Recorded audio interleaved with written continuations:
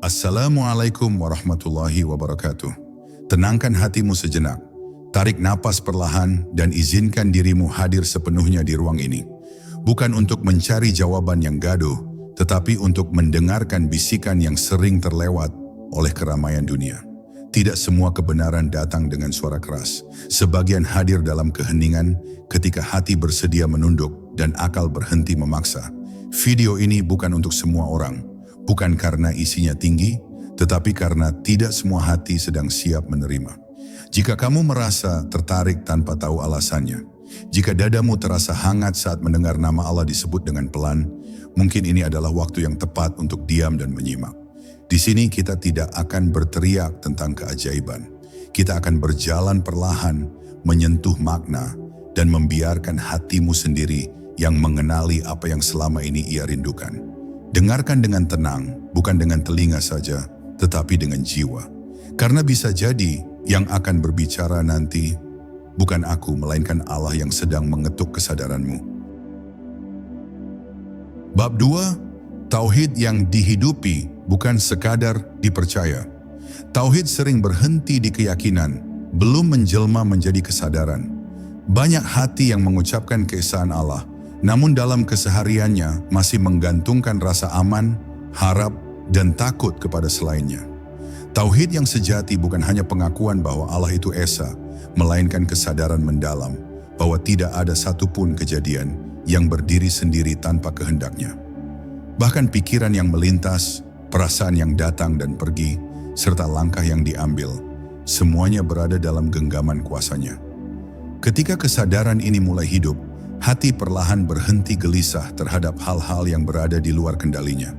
Tauhid yang dihidupi membuat seseorang memandang sebab dan akibat dengan cara yang berbeda. Ia tetap berusaha, namun tidak menyembah usahanya. Ia tetap merencanakan, namun tidak menggantungkan keselamatan pada rencananya. Ia memahami bahwa sebab hanyalah jalan, bukan penentu. Yang menentukan adalah Allah yang Maha mengetahui apa yang tampak dan tersembunyi.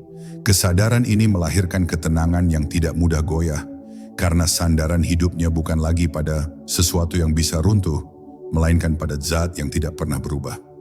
Dalam tauhid yang hidup, pujian tidak membuat tinggi dan celaan tidak membuat jatuh. Hati belajar menempatkan manusia pada porsinya, sebagai sesama makhluk yang sama-sama lemah dan membutuhkan rahmat. Seseorang tidak lagi merasa harus selalu dimengerti, karena ia tahu bahwa yang paling memahami dirinya adalah Allah. Ia juga tidak terlalu kecewa ketika harapannya pada manusia runtuh, sebab sejak awal ia tidak meletakkan harapan tertingginya di sana. Dari sini lahir kebebasan batin yang halus, kebebasan dari ketergantungan yang membelenggu jiwa. Tauhid yang meresap ke dalam kesadaran juga mengubah cara seseorang memandang ujian dan nikmat. Ujian tidak lagi dianggap sebagai hukuman semata, dan nikmat tidak lagi dianggap sebagai bukti cinta tanpa syarat. Keduanya dipahami sebagai cara Allah mendidik hati, membersihkan niat, dan mengarahkan kembali pandangan kepadanya. Dalam kesadaran ini, seseorang belajar bertanya, bukan mengapa ini terjadi padaku, tetapi apa yang ingin Allah ajarkan melalui ini. Pertanyaan yang lembut ini membuka pintu hikmah yang tidak bisa diakses oleh keluhan. Ketika tauhid benar-benar dihidupi, hidup tidak lagi terasa terpecah antara urusan dunia dan urusan akhirat. Segalanya menjadi satu tarikan napas yang utuh. Bekerja menjadi amanah, bersabar menjadi ibadah, dan menerima takdir menjadi bentuk pengakuan paling jujur atas keesaan Allah. Inilah tauhid yang tidak hanya diyakini, tetapi dirasakan. Tidak hanya diucapkan, tetapi dijalani. Dan dari tauhid seperti inilah, ibadah mengalir tanpa henti. Karena hati telah menetap pada satu sandaran yang tidak pernah mengecewakan. Bab 2, Hati yang diajari sebelum akal memahami. Ketika Allah mulai mengajari seorang hamba dengan cara yang tidak biasa, pelajaran itu tidak turun ke kepala lebih dahulu, melainkan ke hati. Hati menjadi ruang pertama tempat cahaya dititipkan sebelum akal diberi izin untuk menafsirkan. Pada fase ini, seseorang sering merasakan perubahan yang sulit dijelaskan. Ia menjadi lebih diam, lebih hati-hati, dan lebih dalam memandang sesuatu. Bukan karena ia kehilangan kata-kata, tetapi karena ia mulai memahami bahwa tidak semua kebenaran perlu diucapkan dan tidak semua pemahaman akan selamat jika diumumkan. Hati yang diajari oleh Allah akan menjadi peka terhadap makna, bukan sekadar informasi. Ia belajar dari peristiwa kecil yang luput dari perhatian orang lain, dari tatapan seseorang, dari keheningan malam, dari doa yang tidak langsung dijawab. Semua terasa seperti pesan yang tidak tertulis, namun jelas arahnya. Dalam keadaan ini, seseorang sering merasa seolah hidup sedang berbicara kepadanya. Bukan dengan suara, melainkan dengan isyarat yang hanya bisa ditangkap oleh jiwa yang tenang. Ilmu yang ditanamkan ke dalam hati tidak membuat seseorang merasa paling benar. Justru ia semakin takut salah. Ia mulai menyadari betapa licinnya niat dan betapa mudahnya kebenaran tercemar oleh ego. Karena itu, ia belajar menahan diri, tidak tergesa menyimpulkan, tidak cepat menilai. Ia memahami bahwa Allah tidak mengajarinya untuk menguasai orang lain, tetapi untuk menguasai dirinya sendiri. Disinilah kelembutan lahir, bukan kelembutan yang lemah, tetapi kelembutan yang kuat karena sadar. Pada titik ini seseorang juga mulai merasakan jarak yang sehat dengan keramaian. Ia tetap hadir di tengah manusia, namun hatinya tidak lagi larut dalam hiruk-pikuk pengakuan. Ia tidak haus didengar, tidak gelisah jika diabaikan. Ada rasa cukup yang tumbuh perlahan, rasa cukup yang tidak bergantung pada pujian atau persetujuan. Ia merasa aman dalam pengawasan Allah, dan rasa aman itu menggantikan kebutuhan akan validasi manusia. Jika kamu merasakan bahwa hatimu sering memahami sesuatu lebih cepat daripada lidahmu mampu menjelaskannya, jika kamu sering tahu kapan harus diam tanpa merasa kalah, dan sering memilih menunduk tanpa merasa rendah, ketahuilah bahwa itu bukan kebetulan. Bisa jadi Allah sedang mengajarimu dengan cara yang sangat halus. Cara yang tidak menggetarkan dunia, tetapi menggetarkan batin. Dan ketika hati telah diajari, akal akan menyusul dengan penuh adab, bukan untuk membantah, tetapi untuk melayani cahaya yang telah lebih dulu turun. Bab 3, saat akal berhenti meminta, hati mulai mengerti. Akan datang satu fase dalam perjalanan batin seseorang ketika akal yang selama ini menjadi sandaran utama mulai kelelahan. Bukan karena akal itu salah, tetapi karena ia telah dibawa sejauh batas kemampuannya. Pertanyaan demi pertanyaan tidak lagi menemukan jawaban yang memuaskan. Logika demi logika terasa kering, dan penjelasan apapun seolah tidak mampu menenangkan kegelisahan terdalam. Di titik inilah banyak orang merasa tersesat, padahal bagi sebagian kecil jiwa, inilah gerbang pertama menuju pemahaman yang lebih tinggi. Saat akal berhenti memaksa, hati mulai diberi ruang untuk menerima. Dalam keadaan ini, seseorang mulai menyadari bahwa tidak semua hal harus dimengerti untuk bisa diterima. Ia belajar duduk bersama ketidakpastian tanpa memberontak, belajar hidup bersama tanda tanya tanpa merasa terancam. Ada ketenangan baru yang perlahan tumbuh, bukan karena masalah telah selesai, tetapi karena hatinya tidak lagi menuntut segalanya segera jelas. Ia memahami bahwa Allah tidak selalu menjelaskan jalannya di awal, karena sebagian pelajaran justru terletak pada proses berjalan itu sendiri. Ilmu yang mulai bekerja di tahap ini bukan ilmu yang dipelajari, melainkan ilmu yang dirasakan.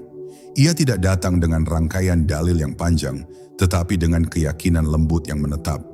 Seseorang bisa saja tidak mampu menjelaskan mengapa ia yakin, namun keyakinan itu tidak goyah. Bukan karena keras kepala, melainkan karena ada rasa cukup di dalam batin, rasa yang tidak lagi haus pembuktian. Ia tahu bahwa Allah tidak sedang menguji kepintarannya, tetapi sedang melatih kepercayaannya.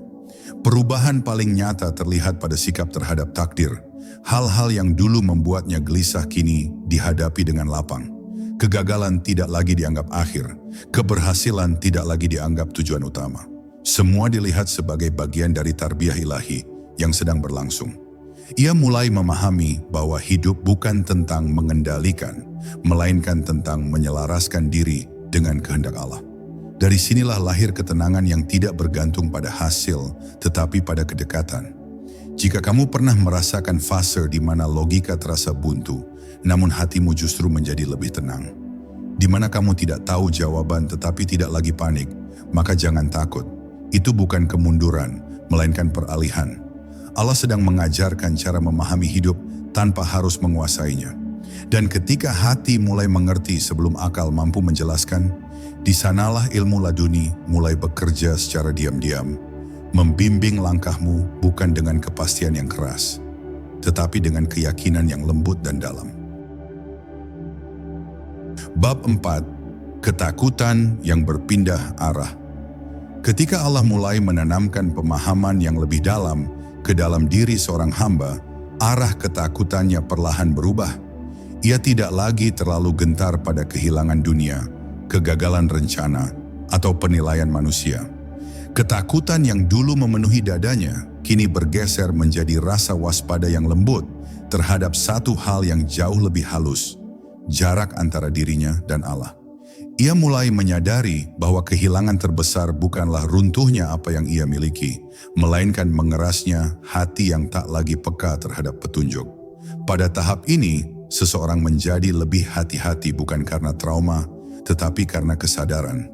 Ia menjaga niat sebelum menjaga perbuatan, karena ia tahu betapa rapuhnya amal jika tercemar oleh keinginan selain Allah. Ia memahami bahwa satu langkah yang tampak kecil, namun lahir dari keikhlasan lebih berat nilainya daripada langkah besar yang dipenuhi kepentingan diri. Kesadaran ini membuatnya tidak tergesa, tidak ceroboh, dan tidak mudah terpancing oleh gemerlap dunia yang cepat berlalu. Ketakutan yang lahir dari pemahaman ini bukan ketakutan yang melumpuhkan, melainkan yang membimbing. Ia takut berkata kasar karena sadar setiap kata dicatat. Ia takut menyakiti karena tahu setiap luka akan dimintai pertanggungjawaban. Ia takut berbuat dosa bukan semata karena ancaman, tetapi karena tidak ingin kehilangan rasa dekat yang telah Allah anugerahkan. Rasa takut ini justru melahirkan kelembutan, sebab ia tumbuh dari cinta, bukan dari keterpaksaan. Dalam kehidupan sehari-hari, perubahan ini tampak sederhana namun mendalam. Ia tidak lagi mengejar segalanya dengan nafsu, tidak pula mundur karena takut. Ia memilih dengan tenang, melangkah dengan sadar, dan berhenti dengan adab. Jika harus melepaskan, ia lepaskan tanpa dendam. Jika harus bertahan, ia bertahan tanpa mengeluh. Semua dilakukan dengan satu kesadaran yang sama, menjaga hati agar tetap layak dihadapkan kepada Allah. Jika kamu mulai merasakan bahwa ketakutan terbesarmu bukan lagi soal dunia, melainkan soal rusaknya iman, soal niat yang menyimpang, atau hati yang mengeras tanpa disadari, maka itu adalah tanda yang sangat halus. Tanda bahwa Allah sedang memindahkan pusat hidupmu dari luar ke dalam, dari yang terlihat ke yang tersembunyi. Dan ketika ketakutanmu telah diarahkan ke sana, sesungguhnya Allah sedang menjagamu dengan ilmu yang tidak semua orang diberi. Ilmu yang membimbing tanpa suara, namun menuntun dengan sangat pasti. Bab 5. Ilmu yang turun melalui ujian, bukan kemewahan. Allah jarang menurunkan pemahaman yang dalam di saat hidup seseorang berada dalam puncak kenyamanan. Ilmu laduni tidak tumbuh di tanah yang dipenuhi pujian, melainkan di tanah yang retak oleh ujian. Ketika ego mulai runtuh, ketika sandaran satu persatu dilepaskan, disitulah hati menjadi lapang untuk menerima didikan langsung darinya. Ujian bukan tanda penolakan, melainkan cara Allah mengosongkan ruang agar cahayanya dapat masuk tanpa terhalang. Pada fase ini, seseorang sering merasa seolah hidupnya diperas hingga ke inti. Hal-hal yang dulu dianggap penting, perlahan kehilangan daya tariknya. Bukan karena ia membenci dunia, tetapi karena ia telah melihat betapa rapuhnya semua yang tidak berpijak pada Allah. Dalam kehilangan, ia belajar tentang keikhlasan. Dalam kesempitan, ia belajar tentang ketergantungan sejati. Dan dalam ketidakpastian, ia belajar tentang tawakal yang tidak bisa dipalsukan. Ilmu yang turun melalui ujian tidak pernah membuat seseorang merasa bangga. Justru ia menjadi semakin rendah hati, karena ia tahu betapa mahal harga yang harus dibayar untuk setiap pemahaman. Ia tidak menjadikan penderitaannya sebagai cerita untuk mencari simpati, tidak pula mengangkat lukanya sebagai identitas. Semua disimpan rapi sebagai rahasia antara dirinya dan Allah, karena ia paham bahwa tidak semua proses suci untuk dipertontonkan. Ujian juga mengubah cara pandangnya terhadap orang lain. Ia menjadi lebih lembut dalam menilai, lebih pelan dalam menyimpulkan. Ia tahu bahwa di balik senyum seseorang bisa tersimpan perjuangan panjang yang tidak pernah diceritakan. Kesadaran ini melahirkan empati yang dalam, bukan empati yang sentimental, tetapi empati yang lahir dari pengalaman batin. Ia belajar mendoakan, bukan membandingkan, menguatkan, bukan merendahkan. Jika hidupmu terasa berat namun tidak menghancurkan, pahit namun tidak menghilangkan iman, itu pertanda penting.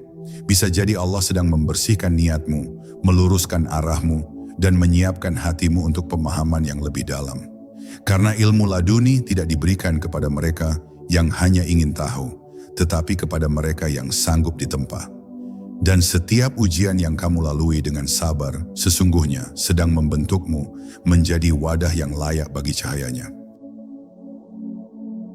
Bab 6. Ketenangan yang tidak tergantung pada keadaan. Ketika ilmu yang datang dari Allah mulai bersemayam di dalam hati, salah satu buahnya yang paling nyata adalah ketenangan yang tidak bisa dijelaskan oleh keadaan lahir. Hidup mungkin masih dipenuhi tantangan, persoalan belum sepenuhnya selesai, dan masa depan tetap menyimpan ketidakpastian. Namun di dalam dada ada rasa teduh yang menetap, seolah hati telah menemukan tempat bersandar yang tidak lagi rapuh. Ketenangan ini bukan karena segalanya berjalan sesuai keinginan, melainkan karena seseorang telah berdamai dengan kenyataan bahwa Allah lah yang mengatur segalanya. Pada tahap ini, seseorang tetap berusaha dengan sungguh-sungguh, namun tidak lagi menggantungkan ketenteraman pada hasil. Ia bekerja, berdoa, dan melangkah, lalu menyerahkan apa yang tidak mampu ia kendalikan dengan penuh adab. Ia memahami bahwa kegelisahan sering lahir bukan dari kesulitan, tetapi dari keinginan untuk menguasai sesuatu yang bukan miliknya. Ketika kesadaran ini tumbuh, hatinya menjadi ringan, karena beban yang selama ini dipikul sendirian, kini diserahkan kembali kepada pemiliknya. Ketenangan yang lahir dari pemahaman ini tidak menjadikan seseorang pasif. Justru ia menjadi lebih stabil dan konsisten. Ia tidak berlebihan saat berhasil, tidak terpuruk saat gagal. Pujian tidak membuatnya terbang dan celaan tidak membuatnya runtuh. Ia tetap berjalan dengan ritme yang sama, karena sumber kekuatannya tidak berasal dari luar, melainkan dari hubungan batin yang terus terjaga dengan Allah. Orang lain mungkin melihatnya sebagai pribadi yang terlalu tenang, seolah tidak memiliki ambisi, padahal ambisinya telah berubah arah. Ia tidak lagi berlomba-lomba mengumpulkan dunia, tetapi berlomba menjaga hatinya tetap bersih. Ia lebih khawatir kehilangan keikhlasan daripada kehilangan kesempatan. Dalam diamnya, ia sedang membangun sesuatu yang tidak terlihat, namun kokoh dan tahan lama. Jika kamu merasakan ketenangan yang datang di tengah ketidakpastian, keyakinan yang hadir tanpa banyak penjelasan, dan rasa aman yang tidak bergantung pada keadaan, jangan meremehkannya. Itu bukan sikap acuh, melainkan buah dari pemahaman yang dalam. Bisa jadi Allah sedang menenangkan hatimu, karena Ia tahu hatimu sedang belajar mempercayainya sepenuhnya. Dan ketenangan seperti ini hanya diberikan kepada mereka yang telah menyerahkan dirinya, bukan pada keadaan, tetapi kepada Allah dengan sepenuh kesadaran. Bab 7. Jalan sunyi yang dijaga. Ketika pemahaman batin semakin dalam, seseorang sering mendapati dirinya berjalan di jalur yang terasa sunyi, meski dikelilingi banyak manusia. Bukan karena ia menjauh, tetapi karena cara pandangnya mulai berbeda. Hal-hal yang dulu dianggap penting oleh banyak orang kini tidak lagi menggugah hatinya. Ia tetap hadir, tetap berbuat baik, namun ada jarak halus yang terjaga antara dirinya dan hiruk-pikuk dunia. Kesunyian ini bukan bentuk keterasingan, melainkan ruang yang Allah jaga agar hatinya tidak mudah tercemar. Pada tahap ini, ia belajar bahwa tidak semua hal perlu dijelaskan dan tidak semua pemahaman akan selamat jika diperdebatkan. Ia tidak lagi sibuk membuktikan apa yang ia rasakan, karena ia tahu bahwa kebenaran yang dipaksakan hanya akan melukai. Diamnya bukan tanda kalah, melainkan pilihan sadar untuk menjaga kejernihan batin. Ia memahami bahwa Allah tidak menuntutnya untuk dimengerti semua orang, tetapi menuntutnya untuk tetap lurus. Kesendirian yang ia rasakan tidak membuatnya pahit, justru melunakkan sikapnya. Ia menjadi lebih lembut dalam berbicara, lebih hati-hati dalam bersikap, dan lebih luas dalam memahami perbedaan. Ia tidak mudah tersinggung oleh penilaian orang lain karena ia telah belajar melihat dirinya dari sudut pandang yang lebih tinggi, yaitu pandangan Allah. Validasi manusia tidak lagi menjadi kebutuhan, sebab rasa cukup telah tumbuh di dalam.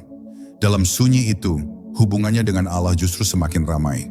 Doanya menjadi lebih jujur, munajatnya lebih dalam, dan kesadarannya akan kehadiran Allah semakin nyata. Ia belajar bahwa ketika pintu-pintu pemahaman manusia tertutup, seringkali pintu kedekatan dengan Allah justru dibukakan lebih lebar. Kesendirian ini berubah menjadi keintiman yang tidak bisa ditukar dengan keramaian apapun. Jika kamu merasa sering berjalan sendiri dalam pemahaman, sering disalahpahami, namun tetap memilih lembut, dan sering memilih diam demi menjaga hati, jangan merasa kehilangan. Bisa jadi itu bukan keterasingan, melainkan penjagaan. Allah sedang melindungimu dari kebisingan yang bisa merusak kejernihan batinmu. Karena tidak semua jalan harus ramai, dan tidak semua yang sunyi adalah kesepian. Ada jalan-jalan tertentu yang hanya dijaga bagi mereka yang siap berjalan bersama Allah tanpa banyak suara. Bab 8. Semakin dalam, semakin tunduk.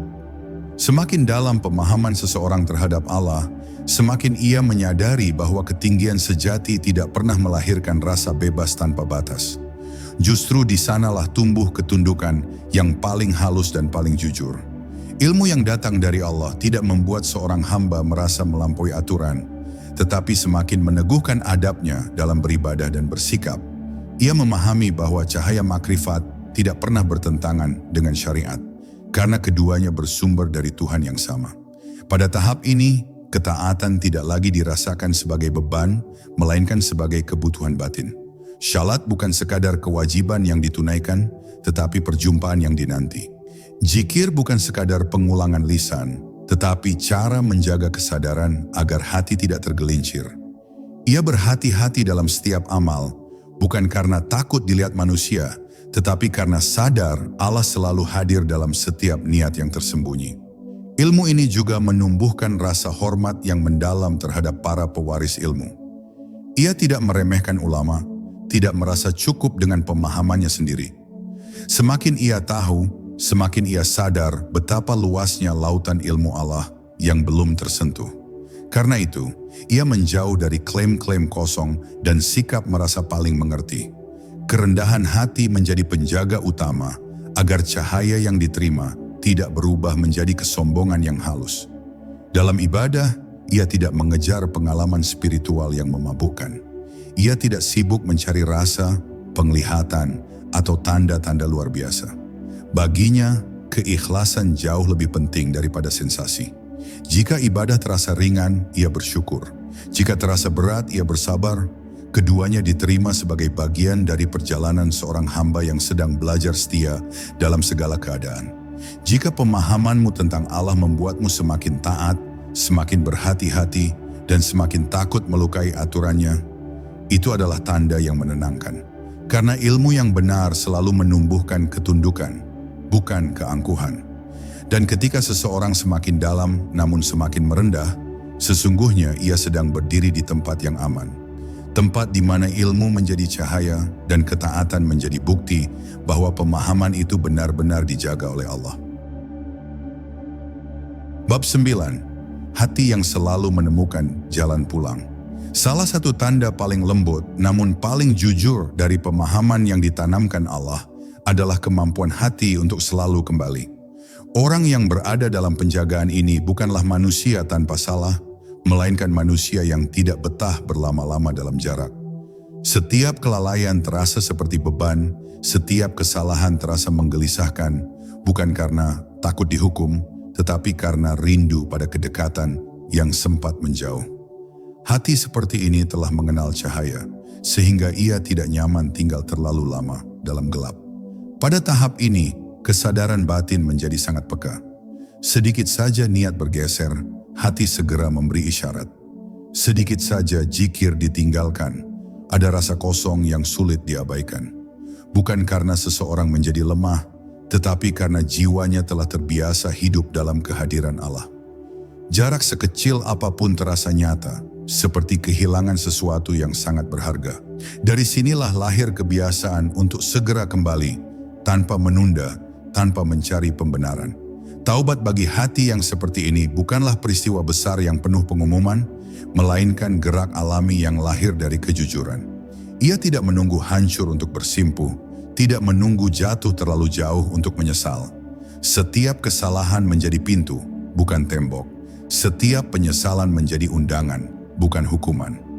Ia kembali bukan karena terpaksa, tetapi karena sadar bahwa di luar Allah, hatinya tidak menemukan ketenangan. Kemampuan untuk kembali ini juga membentuk kerendahan hati yang mendalam. Ia tidak memandang dirinya lebih suci dari orang lain, karena ia tahu betapa rapuhnya dirinya tanpa pertolongan Allah. Ia tidak sibuk mengungkit kesalahan masa lalu, baik miliknya maupun orang lain. Yang penting baginya adalah arah, bukan riwayat. Selama hati masih mau pulang, jalan masih terbuka. Jika kamu merasa hatimu selalu mencari Allah setelah tersesat, selalu rindu berdoa setelah lalai, dan selalu ingin memperbaiki diri tanpa banyak bicara, maka jagalah perasaan itu. Itu adalah nikmat besar yang sering luput disadari. Karena tidak semua orang diberi hati yang tahu jalan pulang.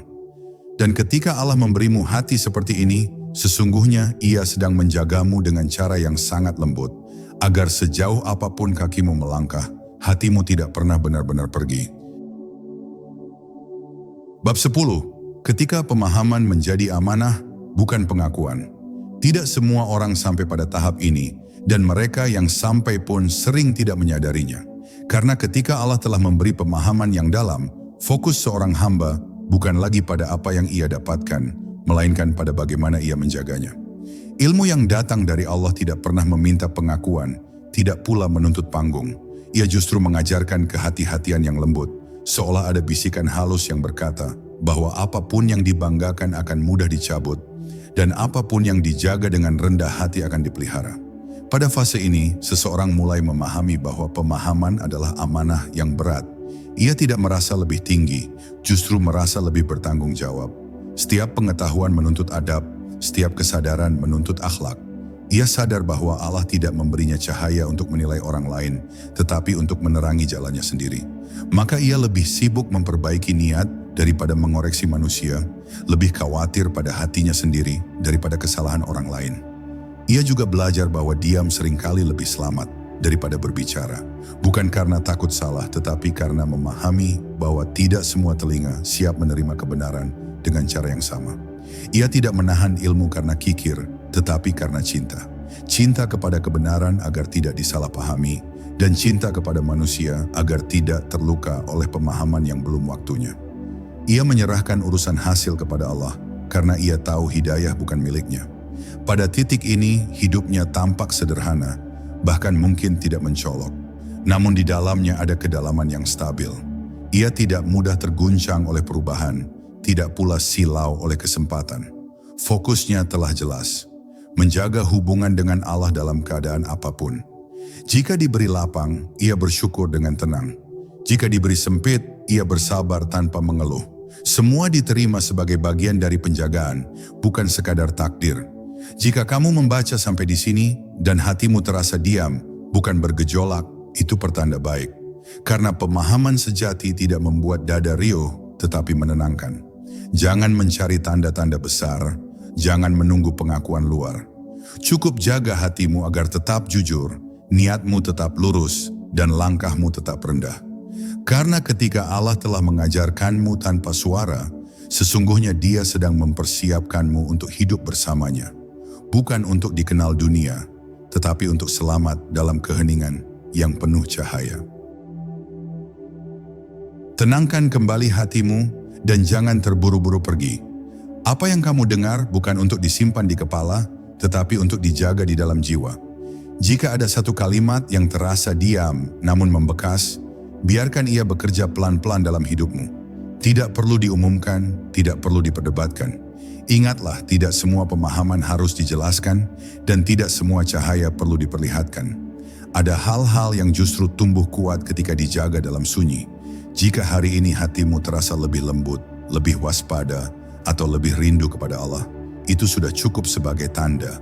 Teruslah melangkah dengan rendah hati, perbaiki niatmu, jaga adabmu, dan serahkan hasilnya kepada Allah. Karena yang benar-benar dipilih bukanlah mereka yang paling terlihat, tetapi mereka yang paling setia menjaga hubungan dengannya. Meski tanpa saksi, meski tanpa suara.